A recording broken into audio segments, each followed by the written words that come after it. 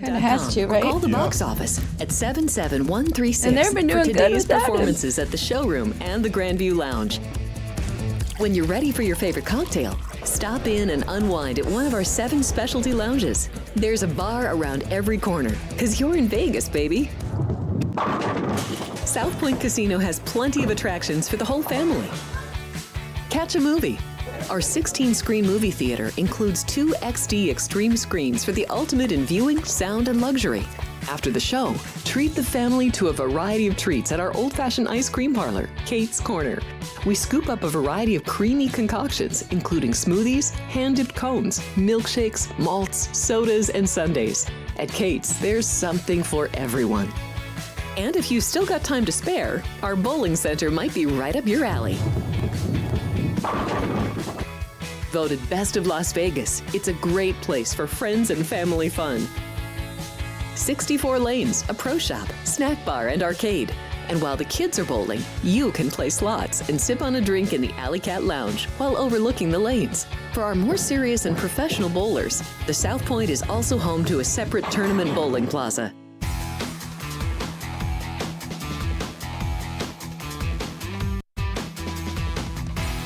Happy Monday, everybody, and happy Super Bowl week. We are finally here, less than a week until Super Bowl 59, a rematch between the Philadelphia Eagles and the Kansas City Chiefs. We'll have you covered here all week long. This is Sports by the Book. We are live from the South Point Hotel and Casino out of the South Point studio.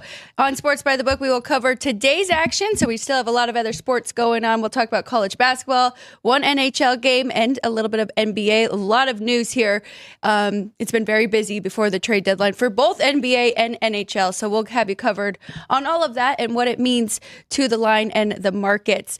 Of course, we like to talk about trends, streaks, all of that good stuff. Keep you updated. Of course, power ratings and power rankings. Today on the show, second half at 9:30, we will have a special guest from the Action Network. Chad Millman joins us. They keep up on all of the best trends, so he'll fill us in for Super Bowl 59. Really looking forward to that. And then we will break down our box scores and some predicted numbers there, and also compare skills players, quarterbacks, all of that good stuff, looking at their medians so we can give you the best advice for some player props. Without further ado, I'm Alex White here alongside Kenny White, professional sports bettor, and my father, first father-daughter sports betting show. It's been a lot of fun. You had a show this morning. You were kind of talking about it's a little bit of a tough time of the year betting sports, and I felt that definitely. Good morning, Alex. Yes, it's a roller coaster ride. Talk about it all the time, and sometimes that downhill is a lot longer, and it's a big roller coaster. But you got to manage your money right, and that's why I always say conservative. And I talk about the 1% bets, and kind of taking it like a stock. And I said that that's the 2 biggest things that are different about sports betting and stocks. The 2 are, 1, it's a sub-zero return. It can be with a loss. And then 2, it's a 7-day-a-week job, where the stock market, if you're doing stocks, it's Monday to Friday. Those are banker hours. You got the weekends off and enjoy. So we do it every day of the week, and it's been fun. You said first father-daughter show. It's pretty cool that we are, kind of making history. That there will be plenty of these coming up soon, but we're the first by far. No one else has done a show like this, and you've done a great job with learning the business, learning how to come up with power ratings, learning how to adjust those power ratings, learning how to make a line, comparing, finding value, and making those bets ahead of time. And that's what we're here trying to help people out do. I've been fortunate, a lot of people email and they get it. They understand it now. So as bad of a weekend as it could have been, and I had a couple of friends that we were in a text group, and they text me. They both had horrible weekends. One of them made the biggest bet of his life. Made a $6,000 bet on a game this weekend and was winning easily at halftime and lost in the second half, and had one of the worst days he's ever had gambling. I mean, he was just, crying. And Saturday was crazy with college basketball. And I know you were talking about the Kansas Jayhawks up the whole time, and then found a way to lose to Baylor. And Iowa State went down. Houston lost in overtime to Texas Tech, and that game flew over the total. I know you like that under. I did as well. So, yeah, there's just been a lot with college basketball. I always say February, it's the dog days of college basketball because, and when you think about it, you got to look for live dogs, I think, at this time of year. And I've never really thought about the totals, but I've been under a lot of these low totals. And I talk about the math guys that are, adjusting to the mean, and they're going over 124, 125, 126, 128, 129. And they're actually probably winning now in those lower totals. They're going over. I'm very shocked about these games that are supposed to be very low scoring. And what's going on? I had couple clients text me, "Oh my God, you had a 20-point difference on this total and you weren't even close." So I went to look at the box score. Both teams combined to shoot 60% from 3-point range, and not just like 10 shots, 6 for 10. They were 28 for 50, or 28 for 48, something like that. It was just ridiculous. I guess it was higher than that. It was probably like 32 for 50. Well, if you told me that the teams were going to combine for 32 out of 50, I'm going to sell, taking all the money I have out in my house, everything I can get to bet on that game because it's unusual. I just looked at another game that I lost yesterday and wanted to see what did they shoot? 50% from 3-point range. Wow. These teams don't shoot like that. For some reason, the shooting is getting better right now. And again, with being the dog days, maybe it's the defense that's what's lacking at this time of year, that teams are like, we played 20 games. We got another 10 to go before it starts to count, because they know these games really don't count a whole lot right now. Very true. They're all looking ahead right now to their conference championship. That is the next goal, of course, trying to make the big dance. But if you win your conference championship, that is a guaranteed bid right there. So you did talk about that too, and looking at teams if these were meaningful or meaningless games moving forward. And I always felt that February has always been a difficult month. I lost in February in college basketball forever. I always think, though, there's some good spots, though, because there's meaningful games that teams are trying to get a bye or a double bye in their conference. Or they're just trying to get into the conference tournament. Right. So I feel like there's motivational games to bet on, but it's something that, I've taken a look at for years. But again, it's and I hate to say it, but be truthful. I think being truthful as a teacher about sports betting, I've gone broke many times in my life betting. You have these great big runs, and it's so amazing that I can almost predict when they come. It's when I'm start to get a little cocky about it. Oh my gosh, this is so great. Amazing how well things are going. This is the biggest bankroll I've ever had going into college baseball. And then 3 weeks later, it's like, what in the hell just happened? This is like a tornado blew through and the whole place was devastated. And it's just the roller coaster ride. And I can tell you this, right now, I've got 80% of my bankroll still left for what I had going into college football season right now, with taking money out of the bankroll and coming off a really bad, right now on a horrendous losing streak right now over the last 3 weeks because things have been so bad. But what makes me happy is, hey, I'm still in the game because I've managed my money correctly over this 3-week period. Most people that don't right now don't have money to bet today or tomorrow. And, hopefully they got a great job and they make a ton of money and they'll be back in action in 2 weeks. Manage your money, definitely. Especially going into the Super Bowl too. And we talked about this because I asked you what your favorite props were to bet on. And your first initial response was, I'm betting on college basketball right now. So there's only so much that you do even jumping into Super Bowl. I know everybody wants to have a ton of action on the big game on that Sunday, but it is a very tough market. It really is. It's extremely tough market. It's the Super Bowl. It should be the best line all year. That being said, you had me do something this weekend I've never done before because we wanted to put some graphics up about where the strengths were of these teams. So I re-rated every player on both teams. And I do that at the beginning of the year to get the starting rating. And then from there, I upgrade the team's rating. I don't go back and upgrade the players' ratings other than the quarterback. He's the only one that I adjust. Now, if there's injuries, I take account for the injuries and what those players are worth. But I redid, like if I was starting from scratch and these two were starting the 2025 season and this was the roster they had, I re-rated those. So at the end of the show, I'm going to reveal what I came up with because I have a bet on the Super Bowl now because of me re-rating those teams. And what your new rating is for the team, which makes you align ultimately, and see if you have any value there. Okay, so that is a tease for the end of the show. We will get to that. Before we do, we're going to go through college basketball games for today, but Ryan just had a graphic up.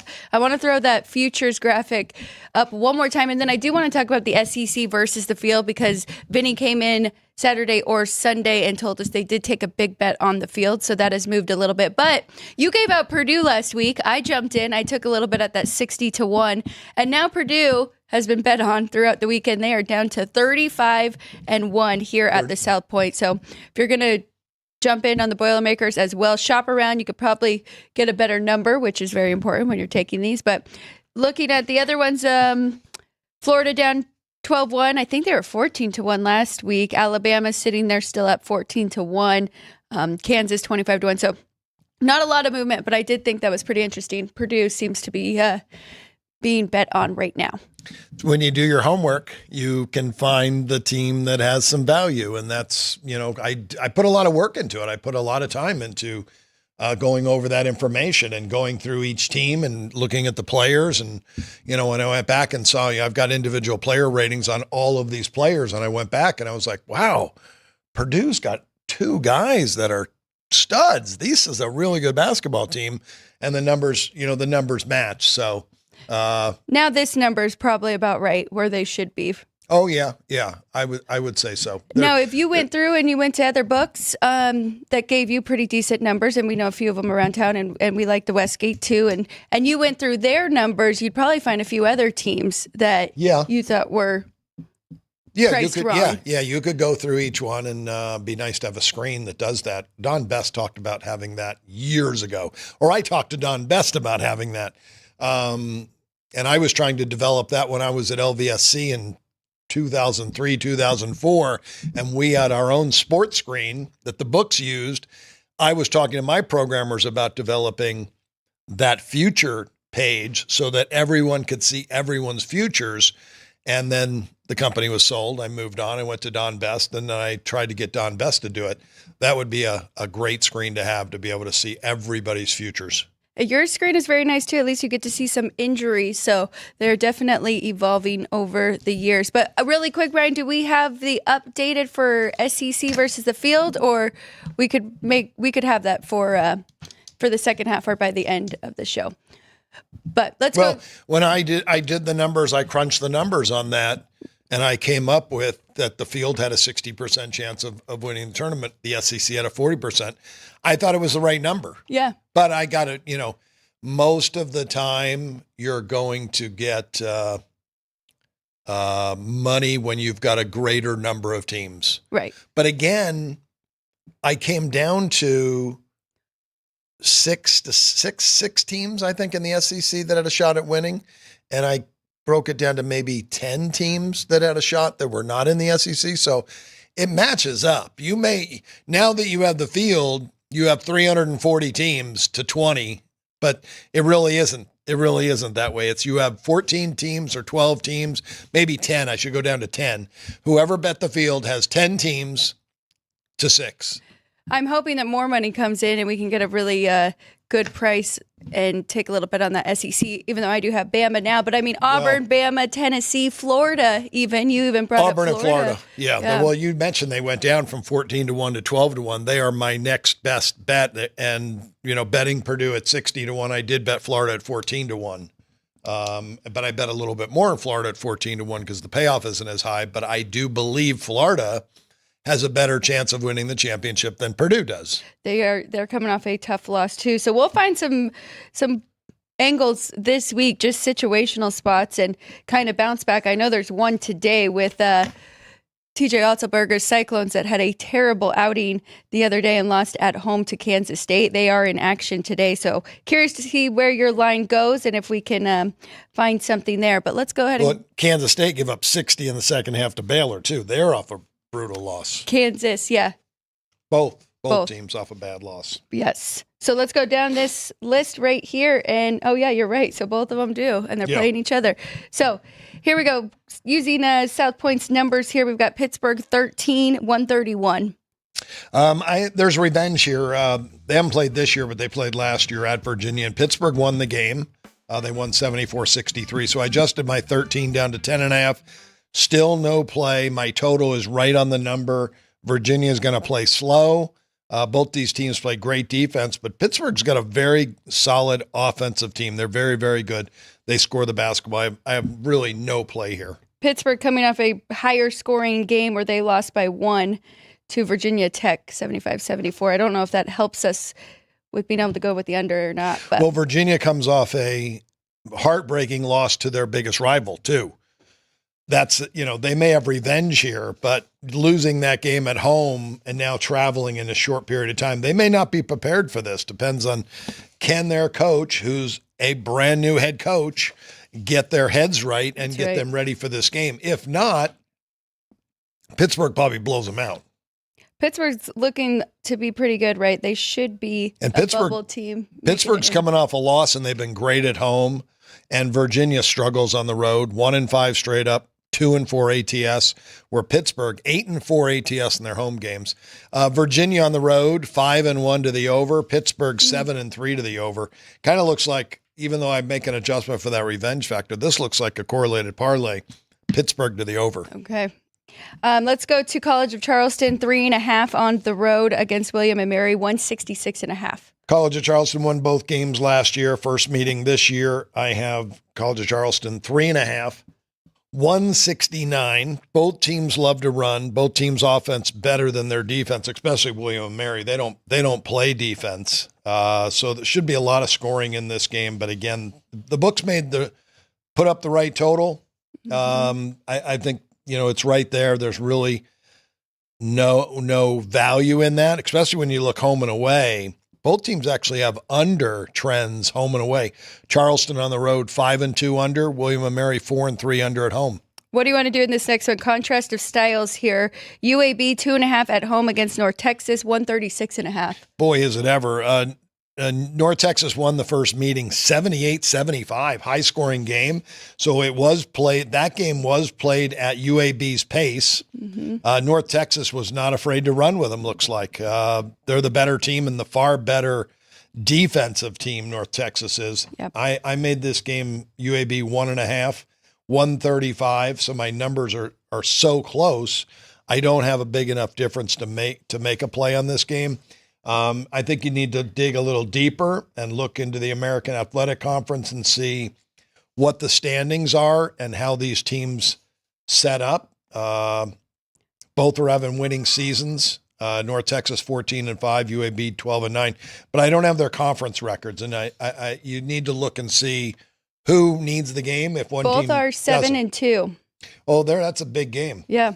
So even though North Texas won the first contest. They'll be focused for this game.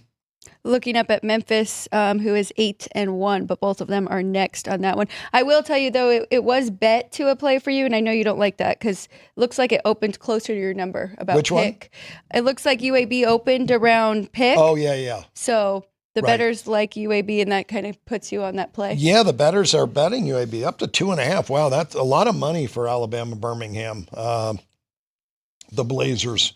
I don't like betting against that because maybe there's an injury for North Texas. Got to be something you look into. Make sure all of your players are playing. Weber State 1-point favorite at home against NAU, 142.5. I have Northern Arizona 2.5 on top, 144.5. They have played already. Northern Arizona won the first contest, 80-77. Game went flying over the total. And Northern Arizona has been very good over on the road, 8-3 this year over on the road. I lean to the over, but not a big enough difference to play it. And the one thing that would scare me off is both teams do play at a slow pace, but both teams are far better offensively than they are defensively. All right, here it is. Kansas, 3-point favorite at home, 146 is the total against Iowa State. Second meeting between the two. Kansas lost the first one 74-57. Game went under. This one I have an overplay on. I have Kansas 2 and 151.5. Both teams run. Both teams are great offensively, but they are great defensively too. That does scare me.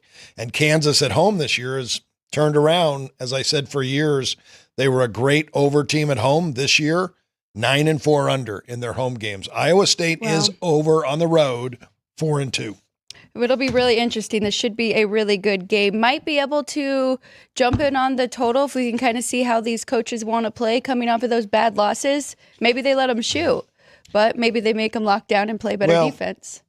If you're Kansas and you give up 60 points and you lost your last game, Bill Self is preaching defense. Okay. That's, the one thing I know. So I won't bet it over because I know that. And these two defenses are top 10 defenses.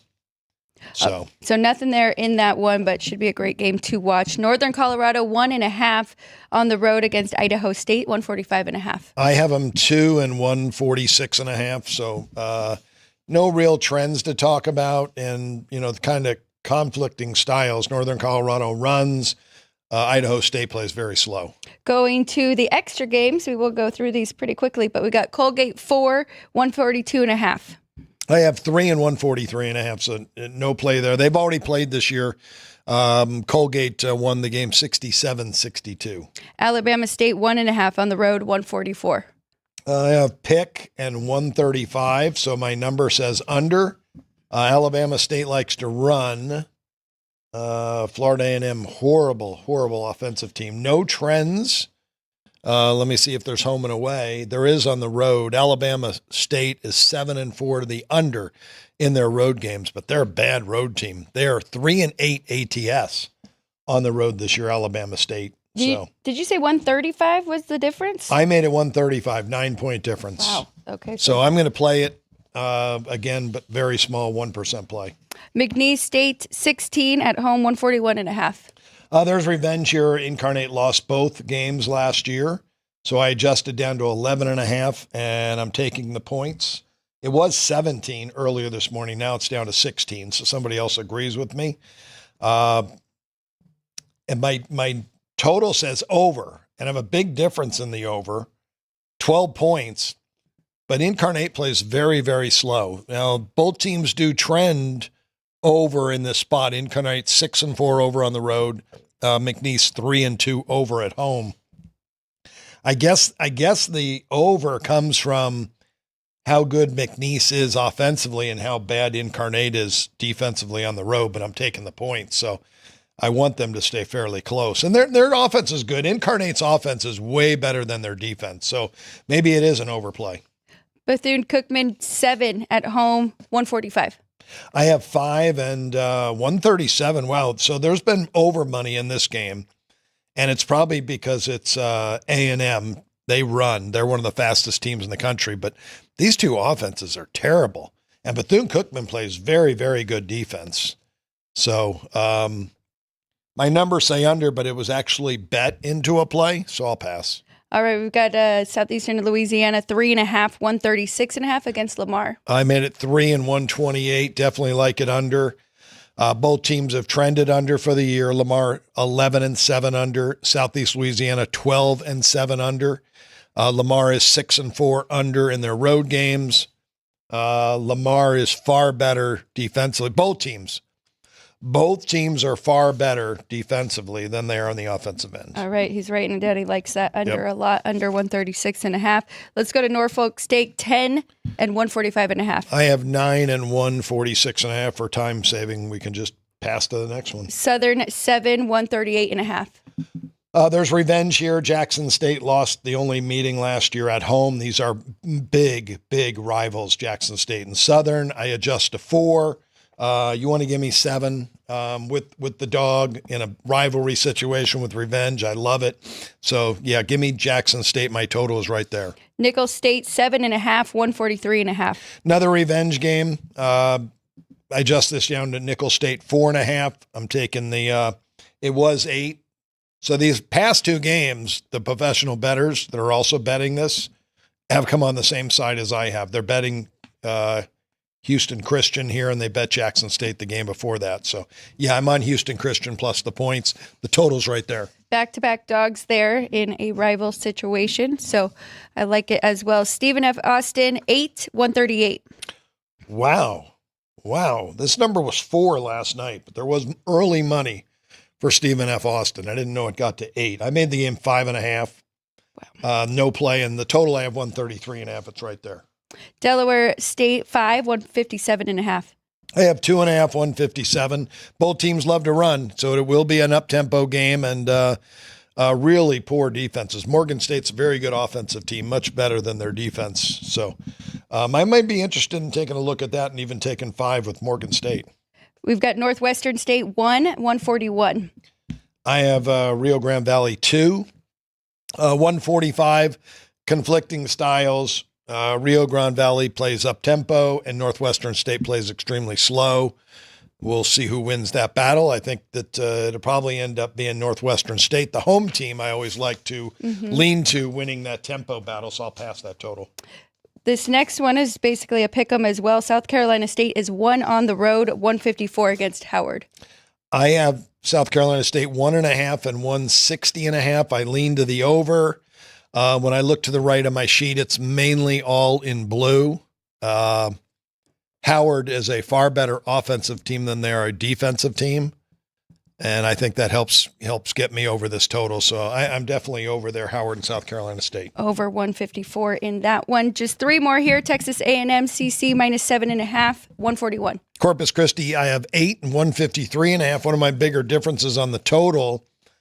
Corpus Christi runs. They're very good offensively, but East Texas State plays slow, and they can't score. They average 62 points per game, so I'm going to cross that off. Texas A&M Corpus Christi is supposedly a good over team on the road. They are. They're 7-2 to the over on the road, and that's why I get a higher total. But once I dig through it, I don't like that play. I'm going to just cross it off. Okay, staying off of that over. We've got 2 more here. Maryland East Shore 3 at home, 139.5. This might be the best play of the day. I have Maryland Eastern Shore 2.5 right there at the number, but my total, and there's been money for Coppin State, so the money's going in the right direction, I think. These are 2 bad teams, though. Oh my gosh, they combined, they're 2-35 on the season. Neither one of these teams knows how to win. So when you got 2 bad teams, again, don't lay points with a bad team. You'd be laying points with the wrong side. But my total 122. These are 2 terrible, terrible offenses. But man, this is such a bad game. Even though I have such a big difference, I don't really want to bet. I'm going to bet it under, but I'm only going to make a 1% bet on it. I'm not going to bet a lot of money on that. And I want to translate to people. If you had $1,000 bankroll, and you're betting 1%, you're going to bet $10 on this game. So if you had $1,000 bankroll, a $10 bet's not going to affect you. I do want to see what, oh my gosh, okay. We're right on time because I know we got Chad waiting and it's 9:26. We can bring him in a little early after we finish this last game. Grambling State 5 at home, 129. I made Alcorn the favorite. 2, taking 5 I like with Alcorn. Looking at my total 124, it opened 130 yesterday, down to 129. Both teams play extremely slow. Both teams miserable on offense. They're not very good on defense, but their defenses are better than their offense. So I will be on the dog and the under in that last game. Again, both small plays. 3 pretty solid dog plays for you today. I like the dog plays today. Just one NHL game today. We do have Nashville Preds hosting Ottawa. They are a minus 135 favorite at home. I think that number is just where we have it as well, right? We've got a minus 140. And well, both teams are on the streak. So if you adjust for the winning streak for both teams, Ottawa's won 4 in a row. Nashville's now lost 4 in a row after a little bit of a nice run. It's basically a pick 'em game, but we like it under. We do like it under, especially with the Senators streak, but the only thing that concerns me is this is Ullmark's first game back since December 22nd, so he hasn't really been in net for all of those under games, but Ottawa playing very good hockey right now. Going to have to ask Chad if this is the best father-daughter sports betting show he's ever listened to. We'll get his takes and much more about Super Bowl 59 coming up in just a minute. Don't go anywhere. We have 11 amazing restaurants featuring a wide variety for every price range and appetite. South Point's Garden Buffet has something for everyone at unbeatable prices. Or, if hunger strikes in the middle of the night, join us at Coronado Cafe. The American menu offers breakfast, lunch, or dinner 24 hours a day, plus a Chinese kitchen for authentic Chinese dishes from 11 a.m. to 11 p.m. From steak and eggs to wonton soup, it's fast and friendly service 24/7. When you need a quick pick-me-up, you can find it at our state-of-the-art Starbucks just inside the main South Point entrance. Order ahead with the Starbucks app for easy mobile order pickups. Or enjoy your favorites in the relaxing dining area anytime, day or night. If you love Mexican food, Baja Miguel's has all of your south-of-the-border favorites. There are dozens of classics to choose from, like fajitas, ceviche, chimichangas, tacos, and more.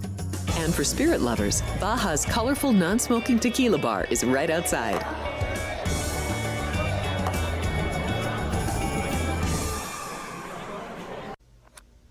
Get ready to laugh with Punchlines with Frank Nicotero. Join Frank and his team of featured guests for your daily dose of comedy. Reno, the Pittsburgh of the West. Poison. Yeah. Poison. Sports. F for Falcons, Alex. We were talking Derek Carr for MVP after 2 games. Who's we? Okay, me. You? I was. And the funniest social media posts. People want to show off their food. Boom. Wiener on a guy's shoulder. This is our cult. We bleed blue. It's your one-stop spot for great laughs and a good time. Find us on YouTube at Punchlines FN. And join the chat live weekdays at noon Pacific for the ultimate blend of jokes, sports, and viral fun.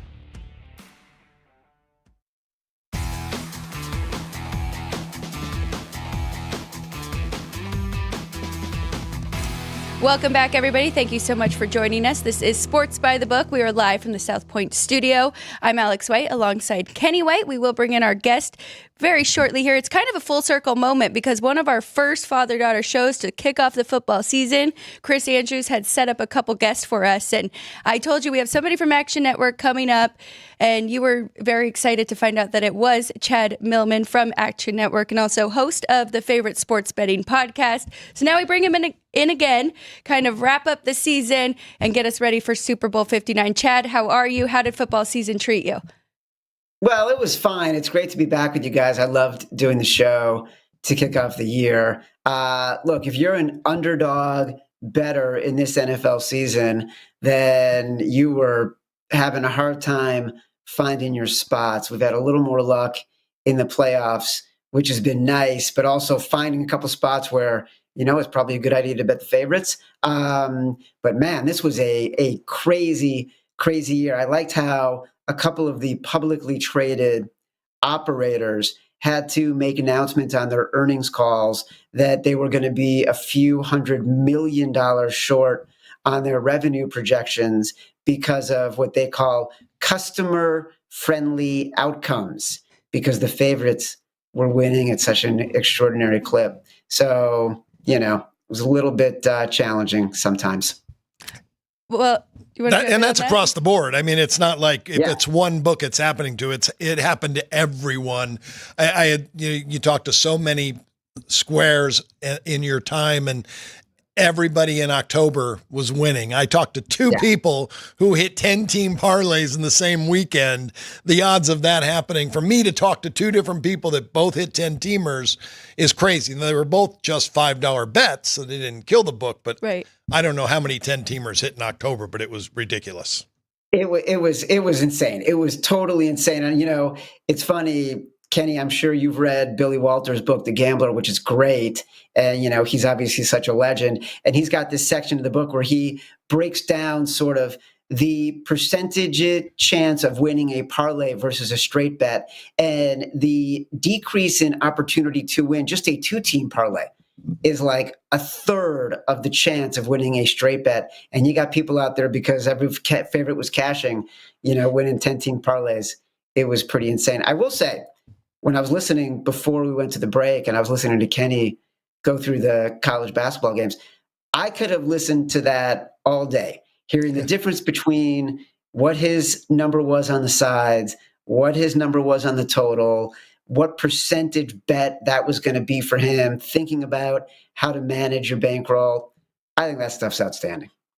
Well, thanks, Jan. I appreciate that. It's the process. Stick with the process. And it's been a learning curve for me because I guess maybe being behind the scenes and running a company that made the odds, and I wasn't betting for years. There was no regulation against it, but I still wasn't betting because I thought it was a conflict of interest. But then once I left that space and started betting, it was kind of an entire new learning curve for me because managing my money wasn't my strong point. And I learned to do that. Yeah. So over the last 5 years now, I've been really good with managing my money and betting more conservative. So when you hit that losing streak, you still have money left. 2 years ago, I was preaching my 3 best days of the year came the day after my 3 worst days of the year. And most people would be out of action and couldn't get out of bed. Those days were so bad. You lose a lot of money and you don't even want to wake up, but you got to get your work done and you don't know when your winners are coming. And thank goodness I did the work because those great days came the next day.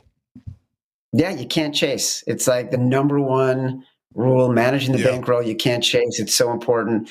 It's actually, and I know this is what you guys want to talk about, but it is fascinating to me how, as we've seen, Kenny, you and I have known each other since I did the odds 25, 26 years ago. But like the way this industry has changed, when we started Action Network in 2018, and we were giving out analysis and information and research and data about sports betting, we thought as the industry got bigger and became legal that bettors would naturally want to bet the way we do, which is they weren't looking at a particular team. They were looking to find value. They were looking to grind out on sides. They were looking to grind out on totals. They wanted to find the place with the lowest juice. They wanted to find the best odds. They wanted to shop around. Turns out people don't want to do that. Nope. They all want to bet on their favorite team. They all want to bet on a 10-game parlay. They want to bet $10 to win $10,000. And they don't want to grind it out. They just want to win the lottery, which we shouldn't be surprised. No, it is very funny. And a lot of people will just listen to as many shows as they can, hear one game that really stuck with them and take that one. And they'll do that with multiple shows. Truth be told, I was watching your show after the conference championship game. You and Simon, you guys do a great job. And I loved your enthusiasm. And you were really excited about this Super Bowl coming up. So that's why I really wanted to have you, because a lot of people are just talking negative and kind of have a Chiefs fatigue. So what makes you so excited about the Chiefs and Eagles rematch coming up this weekend? Yeah, look, Chiefs fatigue, that's crazy. We're looking at something historic. We're seeing the equivalent of, and I don't say this lightly as a guy from Chicago, the equivalent of someone who has an impact like Michael Jordan had with the Bulls, right? Patrick Mahomes, he's been to 7 AFC title games. He's already won 3 Super Bowls. He's got 2 MVPs. He's not even 30 years old. He's in his 3rd straight Super Bowl, going for his 3rd straight title. I want to see historic performances. I want to see historic dominance. I want to see people who are doing things that have never, ever been done before. There's nothing fatiguing to me about that. And the way that the Chiefs do it, the way Andy Reid calls the game, the way Steve Spagnuolo, the defensive coordinator, calls the game, the way he can dial up the exact right blitz at the exact right time at the highest pressure moments, the way Patrick Mahomes is impossible to stop when he has 4 downs to get a first down.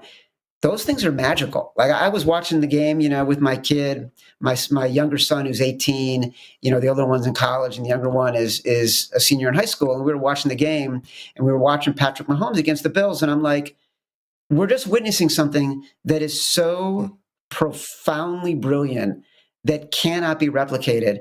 I love it. I totally love it. And I think from a betting point of view, it's a fascinating matchup. And I know we want to dig in on that. Do you want to start right there with Patrick Mahomes and some trends you have of him in the postseason and maybe even January, February? Well, look, at the end of the day, all the trends are so outrageous. When you put them together, they defy comprehension. Needless to say, there is no reason that I can find that I would ever bet against Patrick Mahomes. You kind of have to throw out the numbers, and I'd be interested to get Kenny's take on this as someone who has played both sides of the aisle, both as sort of someone making numbers and now someone betting numbers. But to me, it's fascinating that 2 years ago, the Niners and the Chiefs played in the Super Bowl, and most professional bettors, if they looked at their power ratings, had the Niners about 1.5, 2-point favorites. And that's how the game kicked off, right? The Chiefs were 1.5, 2-point underdogs. This year, I would bet that same cohort, a lot of the professional bettors I speak to, have the Eagles power rated as 1.5 to 2 points better. But this year, instead of making the Chiefs the 2-point underdogs, the books have made the Chiefs the 1.5 up to 2-point favorites, depending on the money. And that is a direct reflection of any 8, 9, 10, 11 trends and metrics I could give you about Patrick Mahomes' dominance. It's the impact and his influence and how the public is portraying the Chiefs that I think is moving that line, even though the Chiefs have an inferior roster. It is amazing what a great athlete he is, but the part of what makes him a great athlete is his mental game. He doesn't know what pressure is. He has no idea what pressure is. He can do it under all circumstances. He just believes in himself so much that he doesn't let that get to him, where everyone else is, the game's slowing down or speeding up and it's so fast because the pressure. He just slows the game down so much. And that is the biggest worrisome of anybody of betting the Eagles. It's you're going against one of the greatest of all time. And we just saw Tom Brady, one of the greatest of all time. Maybe he is the GOAT. Maybe Patrick Mahomes now is the GOAT. But Brady did lose Super Bowls. He had an undefeated season and went to the Super Bowl and lost because of crazy happenings. Patrick Mahomes has been behind in the Super Bowl and come back and won. It just doesn't happen. It's just amazing what he's done. And Chad, you just mentioned it. He's still in his prime. He may be just hitting his prime. He's not even close. The way quarterbacks play to their late 30s now, and Tom Brady into his 40s. Patrick Mahomes, what if this guy's got another 12 years? Yeah. It's nuts. And I think there's a couple factors for me that tip the scales to the Chiefs. And it's why I bet the Chiefs minus 1.5. I bet the Chiefs on the money line. It opened at minus 120 on the money line. So that was the first bet that I made. And probably, if we're sort of speaking in percentages of bankrolls, I would say, Chiefs at minus 1.5 was my 1 to 1.5% play, and my Chiefs on the money line was my 2.5 to 3% play. I think that there are certain things that he does. It's really hard to stop him for 4 straight downs, like I said. But I also think they've been in this situation so often. Other teams are more likely to not execute in the one moment they have to. Or they're not as likely to execute because they know if they aren't perfect, Patrick Mahomes is going to thread that needle on the other side. And that is just a lot to combat. And as good as this defensive line is for the Eagles, as good as their secondary is, as good as their linebackers have been, as good as Saquon Barkley is, and this offensive line is tremendous, you almost have to execute perfectly every single time when you're playing the Chiefs, because there's too many opportunities for Patrick Mahomes to execute on the other side. And to me, that's I'd love to hear, Kenny, your thoughts on how you're rating this game, what your number is on this game, and how you've been playing it, because I can't get myself to bet against Patrick Mahomes no matter what I have the game rated at. Well, this could be a long story. And again, the way I, get a power rating at the beginning of the year, I spend about 3 to 4 hours on each team because I rate every single player out. And I'm talking every single player, about 80 players, because I'm using their roster coming into the beginning of the year. So I've got a rating on all these players, where they're going. At the beginning of the year, I believe I had the Chiefs about a 4-point favorite if they played the first week of the season. So I did all those ratings. And then throughout the year, I don't adjust the player ratings other than the quarterback rating. And I adjusted these two teams out. I'm looking to see what rating I did have to see if I did. Oh, I had the Chiefs 2 points better to begin the year. Okay. 2 points better to begin the year after adjusting each team throughout the season. And here we come into the end of the year and adjusting through the playoffs. I have the Chiefs a half a point better. So I didn't really have a play on the game, and I made the total 50. So I did make a teaser when the Chiefs were 2. I took 8, and I went over 43.5 because the total was 49.5. That's the only thing I played, and that's the only thing I played so far. But Alex asked me over the weekend to break down each team's offensive line, defensive line, linebacker, secondary, specialty guys. And I went through each player, and I went to Pro Football Focus, and I used their ratings on how these guys performed to the season. I re-rated every player on both teams, and I was really surprised to see how many average football players the Kansas City Chiefs have on their team. Yeah. That shows how good Patrick Mahomes is. But after re-rating both teams, I have Philadelphia 5.5 points better than Kansas City because yes, Kansas City has 6 average players in their starting lineup. Philadelphia doesn't have one. They don't have one guy. And if the benches played right now, if Philadelphia's second string played Kansas City's second string, Philadelphia would be a 10-point favorite. They just have a better roster. Philly has a better roster, but when you go to the Patrick Mahomes, this is just a whole different ball game because this guy, as I said, there's no pressure to him. There's a lot of pressure on both these teams, but Patrick Mahomes, he just steps to another level. So if I wanted to adjust a couple points, 2.5 points for Patrick Mahomes, I'm going to have Philadelphia a slight favorite. As you mentioned, most professional bettors you have talked to have Philadelphia rated a little higher in their power rating. So I still think it's a coin flip game. I think you got to come to the dark side and just bet the Chiefs on the money line with me. Let's just do it. We'll make it a grouper. Alex, I'm curious. Join on in. Alex has a ticket. She bet before the playoffs started. She has the Eagles to win the Super Bowl over the Chiefs at 18-1. Well, I'll tell you what. Before the season began, I bet Eagles to play the Chiefs in the Super Bowl at 28-1. Cha-ching. So I've already cashed that ticket.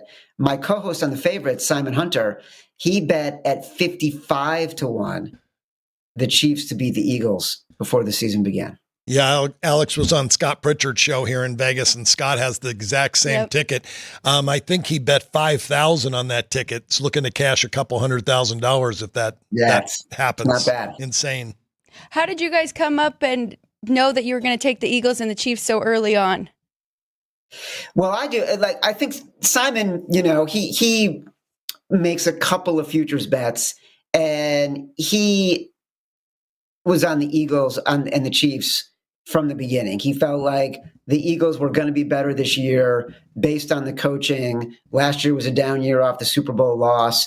And he and I both continue to believe that the Chiefs, because of fatigue, are just always undervalued. Like, people don't want to see the Chiefs win. So there's less people who want to bet on the Chiefs to win. I actually do a round robin before the season begins every year with now I think in 11 of the past 12 or 12 of the past 13 years, the teams with the shortest odds at 12-1 or below to win the Super Bowl have met in the Super Bowl. Wow. This year, that was the Niners, it was the Eagles, it was the Chiefs, it was the Ravens, and it was the Bengals. So if you did a round robin with those 5 teams, you had a pretty good chance based on precedent to cash a ticket. So I did, Eagles Niners. Eagles Ravens. I did Eagles Chiefs. I did Eagles Bengals. And then I did Niners against all 3 of those teams with the hope that it would cash. And the odds are always surprisingly long given how short the odds are for each of those teams to win the Super Bowl. Yeah, Chad, but it brings me back to the beginning of the year, and I just wanted to pull up my ratings because I knew I had, as I mentioned, it would have made the Chiefs 2 in this game before the season started. So I just pulled my ratings up, and then San Francisco pops right up at the top, and I just remembered. Yeah. The 49ers were the highest rated team I've ever rated in my life to begin a season. They were that talented. But I said one thing, the caveat is you got a quarterback that's in his third year and he has to play up to the level that he just played in his second year, which I was against him in his second year because I said the first year he had nothing to lose and he came in and he won every game and got him to the conference championship. And then the next year I said he's got everything to lose now and he takes him to the Super Bowl. It was just amazing. So I've got this super high rating on Brock Purdy and he never came close to that. And the injuries just kept mounting one after another after another. And this super team that was the best team I've ever rated had a horrible season and they don't even make the playoffs. Yeah, but you weren't alone in that. I think every professional bettor I spoke to had the Niners power rated as their best team in the NFL. They love the roster. They love Brock Purdy. They love Kyle Shanahan. He's one of those coaches. Every professional bettor loves Kyle Shanahan and the way he schemes up games, even when he's got injuries across the board. This year was just too much, and they couldn't overcome that in a variety of ways. I think the loss of Brandon Ayuk for the Niners, it'll be interesting to see next year. He was clearly the guy that Brock Purdy liked to go to the most. And without him, there was a real lack of a safety valve for him. Debo wasn't up to par. Obviously, McCaffrey barely played.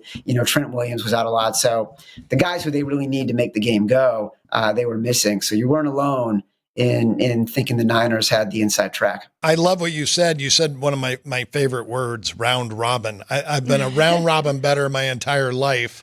When I've got good stuff going, I've made my most money on round robins. And Alex, you have to remind me now, I was so focused on how good the 49ers were. That was the only team I bet in futures. But when I look at my beginning of the year ratings, I had Kansas City number 2, the number 1 team in the AFC, Detroit 3, the Eagles 4, and the Ravens 5.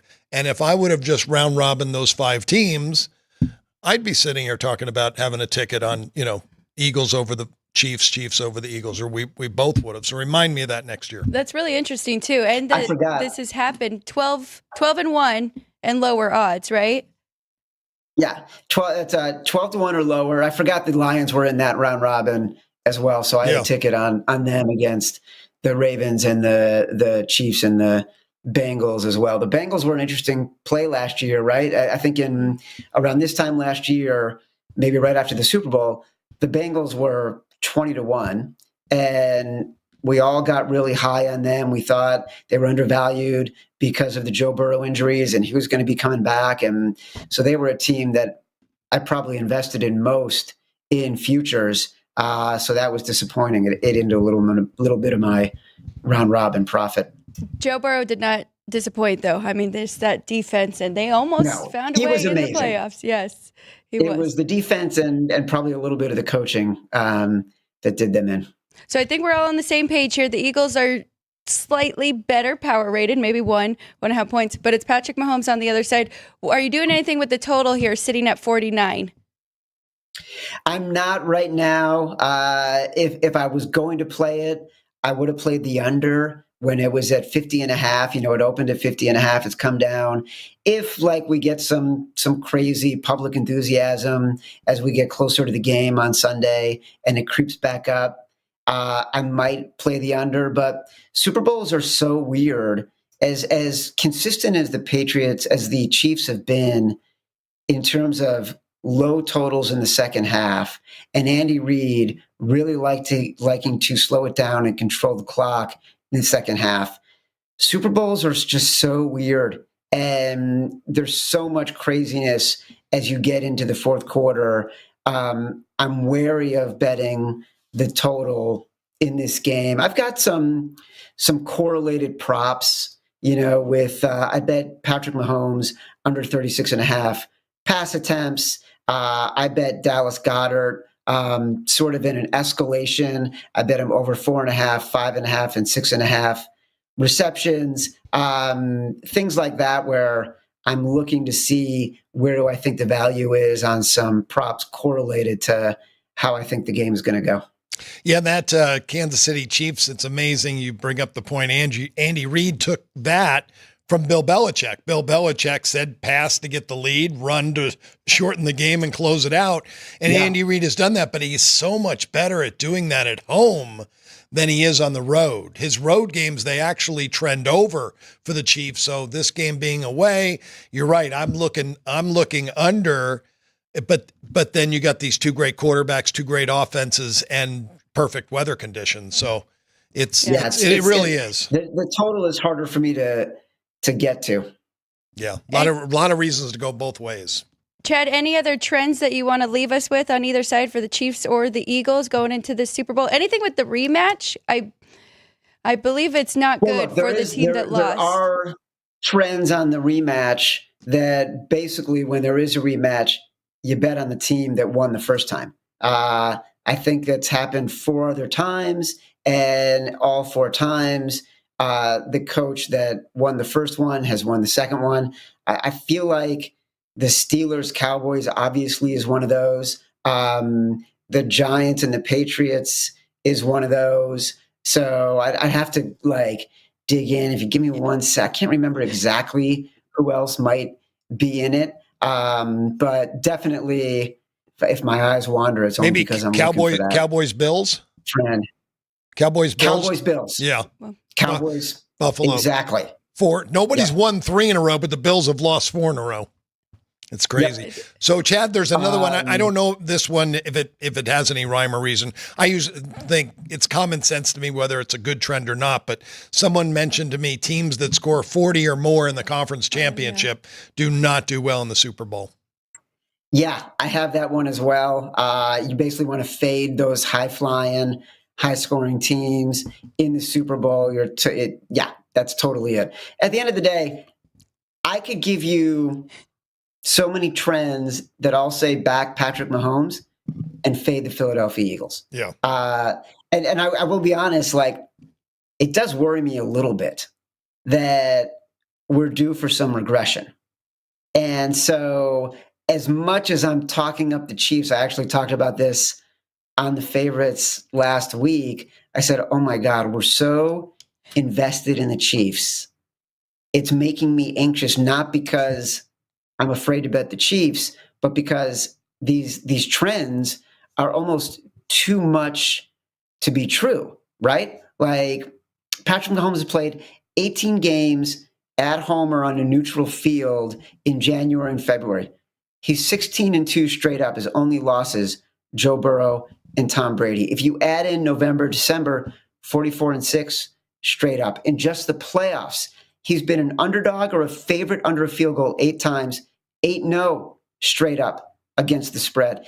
Mahomes has trailed in the fourth quarter OT in 9 playoff games. He has won 6 of those games. It just goes on and on and on. It's really astonishing. It really is. We're seeing, we're so fortunate to see Brady and what he did, but Mahomes is topping Brady right now, in my mind, watching what I've seen. And those numbers you're throwing out there, it's the Patrick Mahomes factor for betting in the playoffs. And you just have to bet on him. You're right. I mean, throw out all the numbers. It's like I say about rivalry games. They call it the derby games over the pond. And it doesn't matter how good one team is. The dog is going to play their best. And in this situation, you're going to see the best out of Patrick Mahomes. Yeah, I want to love the Eagles here because the value is on them from a power rating point of view. I'm just not going to get there. It's just there's no evidence that says bet against Patrick Mahomes. Well, your props you said are correlated with Mahomes under 36.5 pass attempts. Love it. Because when they throw less than that, they win. Yeah. He's only going to throw more than that if they're trailing and they're losing the game. And the other is that the Kansas City Chiefs, they don't care about the opponent's tight end. They give up yards to the tight end. They're one of the worst to cover in the tight end in the league. So I like that.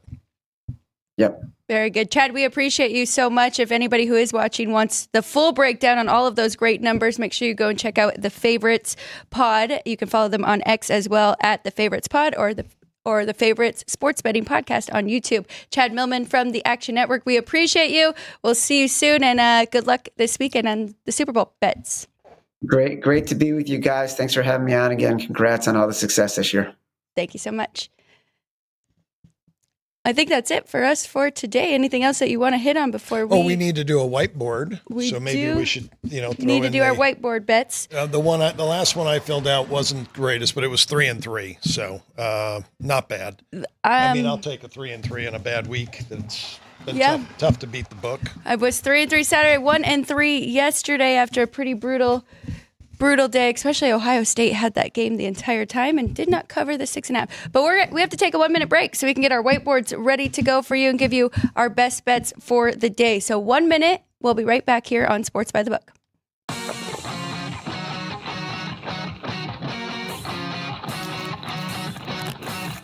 Once you've satisfied your hunger, get ready for more of the hottest casino games in Vegas. Our 24-hour, 30-table non-smoking poker room proudly hosts all the most popular poker games with a variety of betting limits. Visit the poker room for a schedule of daily tournaments. Whether you're going to hold 'em or fold 'em, the best place for poker is at South Point Casino. You'll notice that our craps tables are usually the loudest in the casino. If you've never played, join one of our free craps lessons to find out what makes this game so exciting. Check with the craps dealer for schedules and give it a roll. Bingo is also an exciting way to spend your time. We offer 7 sessions of bingo every day. Bingo! And each session includes a cash ball jackpot, 12 bingo games, a progressive double action game, and a $10,000 bonus coverall. Electronic units are available. If you haven't played bingo with us, give it a try today. Guests can also get in on the action at our one-of-a-kind race and sports books. 2 separate rooms designed to maximize your experience and comfort. Our sports book, with over 400 seats, puts you right in the middle of the action, 24 hours a day. The friendly ticket writers are happy to help, and it's conveniently located next to the famous Del Mar Deli, where you'll find supersized portions of delicious deli items like roast beef, pastrami, and Reuben sandwiches, or soups, salads, and pizza. Plus spectacular desserts fit for a king. And right next door is the race book. Over 150 seats, each with its own TV screen. There are 16 interactive player terminals, so you can bet right from your seat.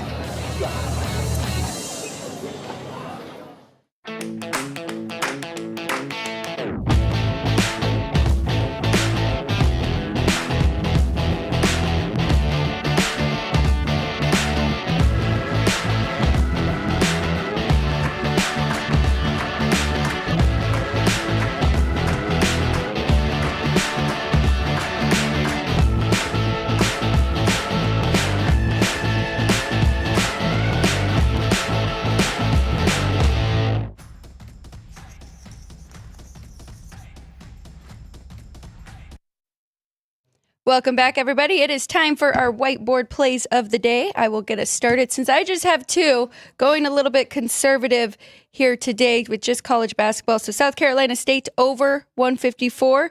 And I'm taking one of your dogs today, Alcorn State +5 in a nice rivalry game. That is at the bottom of the board. Last game on the board against Grambling State, taking the 5 points there.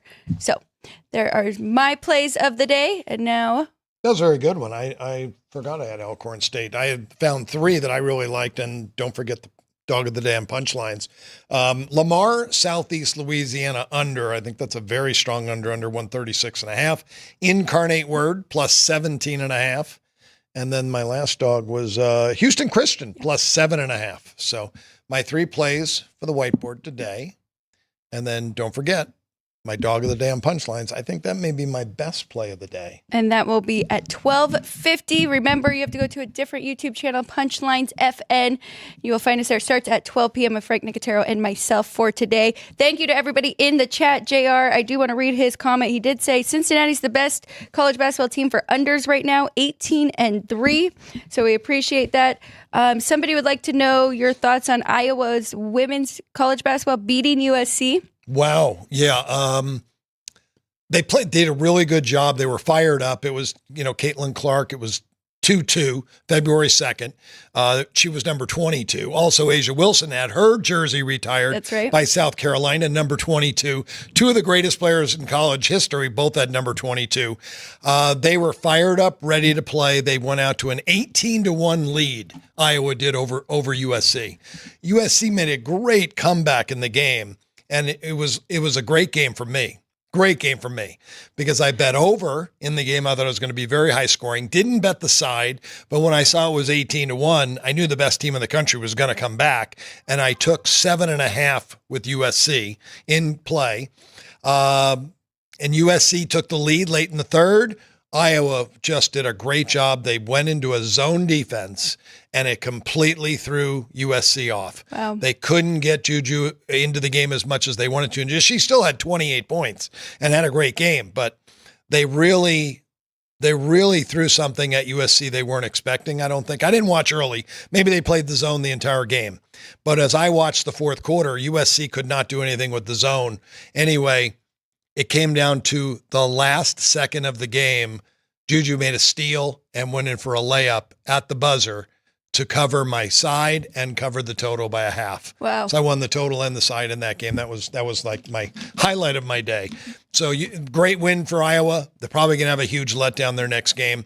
Somebody asked about the bankroll, that I am down 20% from the start of football season. Yeah, but I've taken a lot of money out of that as well, though. So I've taken a lot of money out of the bankroll because it was a good year in the FCS and it was a good start of the year in college basketball. So if I didn't take anything out of the bankroll, I'd probably have 60% more. So you have to use that money as well if you want to. If you don't want to, you don't have to. But yeah, I think right now I'm really pleased where I'm at going into college baseball season and to March Madness.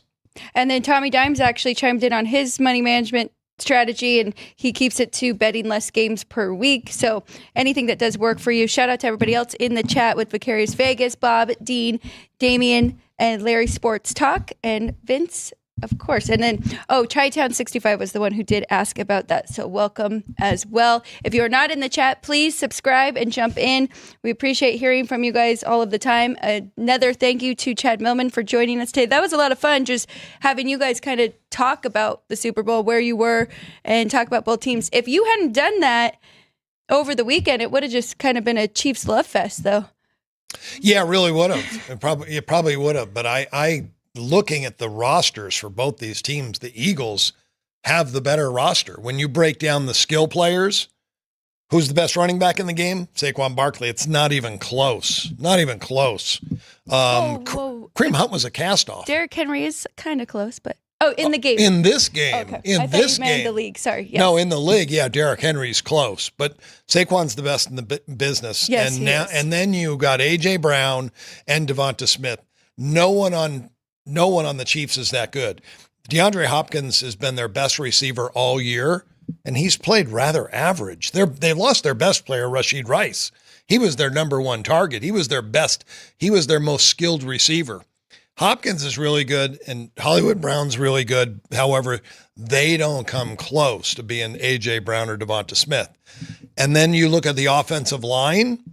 The Philadelphia Eagles offensive line is 2 points better to the betting line than the Kansas City Chiefs. Chiefs have a good line. Philadelphia's has the best in the football. They have the best two tackles in the game. And as I mentioned, I was really shocked to see that the Chiefs have 5 average players playing in their team. Now, that's not unusual. Most teams have average players playing in their 2-deep depth chart or in their starting lineup. But Philadelphia doesn't have one. They don't have one. Everybody's above average on that Philadelphia Eagle team. Well, all of those numbers that we are talking about and what the Chiefs have done over the last few years, every team is trying to get better each year and get stacked, right, to be able to take out the Chiefs. We see it in the AFC, the Bills, the Ravens, all these teams trying to make their roster better each year to beat the Chiefs to get to the spot to the Super Bowl. And then on the NFC side, these teams are getting better. Chad brought it up, changing coordinators again. We have Vic Fangio now on the defensive side for the Eagles, and they brought in Saquon Barkley for this reason, because they've already lost to the Chiefs once in the Super Bowl. And Fangio 0-8 straight up against Patrick Mahomes, 2-6 ATS in those games. But every game's different. Every game is different, and now he's on a far better team, coaching up far better players than when he was at Denver and Miami. So things change. I think 2 of those games, too, for the Dolphins were in the snow at Kansas City. So yeah, that's you can look at it either way. Well, but and you know, there's so many other things. You got to give Andy Reid credit because nobody's as good as he is with 2 weeks to prepare. Right. So that is another, tangible you have to use for the Chiefs factor. So tomorrow we'll break down even more because we do have graphics of looking at the offense next to the defense to see where we will find some edge there, because that can help us a lot for player props. Like, for instance, we were talking about Tooney moving out to left tackle rather than left guard, and since that has happened, the Chiefs' run game has been non-existent. They have a running back by committee now with Kareem Hunt, and Isaiah Pacheco still really struggling to get their run game going. So we'll see, and we need to check on news and see what they are going to do with him, but might be able to find some good props, good unders. That's because they have 2 average offensive linemen, the Kansas City Chiefs. That's why they can't get the run game going. But it was nice having Chad on. He gave us a lot of great compliments. One was 100% best father-daughter sports betting show. We already get that star.